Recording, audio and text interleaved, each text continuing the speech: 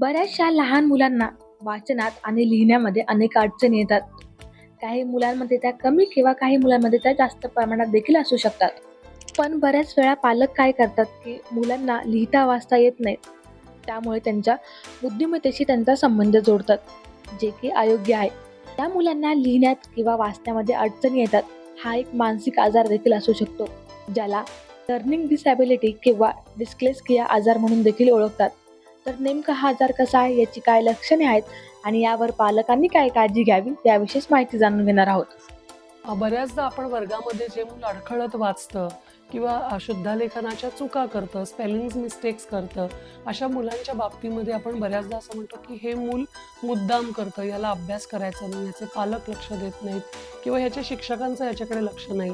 पण इथे आपल्याला थोडंसं असं वेगळ्या पद्धतीने या मुलाकडे बघायची गरज आहे की या मुलाला अध्ययन अक्षमता किंवा स्पेसिफिक लर्निंग डिसऑर्डर तर नाही ना. आता ही लर्निंग डिसऑर्डर म्हणजे काय, तर उत्तम बुद्धिमत्ता असूनही वाचन, लेखन आणि गणित या 3 गोष्टींमध्ये या मुलांना शाळेमध्ये अडचणी यायला सुरुवात होते. साधारणपणाने 1ली ते 3री या वयोगटातली जी मुलं असतात, तर ही बी आणि डी यांच्यामध्ये गल्लत करणं किंवा 9 आणि 6 याच्यामध्ये गल्लत करणं, अशासारखं मिरर इमेजिंग अशासारख्या काही गोष्टी दाखवत असतात. काही मुलं असतात ती गणितं करू शकत नाहीत. काही मुलांचं अवधान नीट राहत नाही आणि मग त्यांच्या समस्या हळूहळू गंभीर व्हायला सुरुवात होते. मध्ये सगळ्यात महत्त्वाचं कारण म्हणजे की हे एक वैकासिक समस्या आहे. याच्यामध्ये ह्याला आपण मिनिमल ब्रेन डिस्फंक्शन असं म्हणू शकतो. म्हणजे वाचनासाठी किंवा लेखनासाठी आवश्यक असणारी मेंदूंमधली जी केंद्र आहेत, त्या केंद्रांमधल्या जोडण्या काही वेळेला नीट नसतात. त्या केंद्रांना स्वतंत्ररित्या त्रास नसतो, पण त्यांचा परस्परांमधला जो संवाद असतो, तो संवाद बऱ्याचदा अडथळापूर्ण असतो. हे का होतं, तर जन्माच्या वेळेला काही मुलांना त्रास असतात. जसं अपुऱ्या दिवसांचं मूल जन्माला येतं किंवा कमी वजनाचं मूल जन्माला येतं. जन्माला आल्यानंतर काही इन्फेक्शन्समुळे बाळाला त्रास होतो, मेंदूला त्याच्या काही इजा पोहोचते. अशा वेळेला ह्या मुलांमध्ये अत्यंत मिनिमली जर काही होत असेल, तर हे डिस्फंक्शन आहे. याचे गंभीर परिणाम अजून वेगळ्या पद्धतीचे असतात.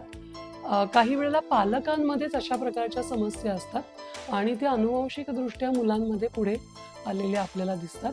अर्थात कुठलंही मूल मुद्दामहून लेखनात, वाचनात चुका करत नसतं, पण ते फ्रस्ट्रेशनल लेव्हलला वाचत असतं, हे मात्र आपल्याला समजून घेणं गरजेचं आहे. म्हणतो की अर्ली डिटेक्शन आणि अर्ली इंटरव्हेन्शन म्हणजे लवकरात लवकर हे मूल ओळखा आणि लवकरात लवकर हस्तक्षेप करा. आता हे मूल लवकरात लवकर कसं ओळखायचं, तर आम्ही असं बघतो की ज्यांना कोणाला अध्ययन अक्षमता आहे, अशा मुलांचे काही स्पेसिफिक मार्कर्स आहेत.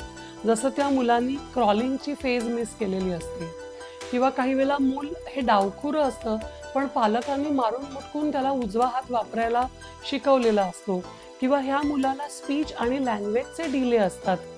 या मुलाला काही वेळेला लहानपणी खड्डा ओलांडायचा किंवा खड्ड्याला उडी मारून पलीकडे कसं जायचं हे त्याला जमत नाही. या मुलांना रायमिंग आवडत नाही, म्हणजे अनुप्रासयुक्त कविता, छंदयुक्त कविता त्यांना करताच येत नाहीत. सो अशी काही लक्षणं जर लहानपणापासून आपल्या निदर्शनाला येत असतील, तर ह्या मुलांना सुरुवातीपासूनच काही क्रॉस पॅटर्न ॲक्टिव्हिटी किंवा रायमिंगची काही स्किल्स देणारे फोनेटिक्सचे काही तंत्र अशासारख्या गोष्टींचा किंवा डान्स, योग, स्विमिंग यांच्यासारख्या काही ॲक्टिव्हिटीज, सायकलिंगसारखी ॲक्टिव्हिटी असं जर आपण द्यायला लागलो, तर ते थोडंसं सेन्सरी स्टिम्युलेशन या पद्धतीचं असतं.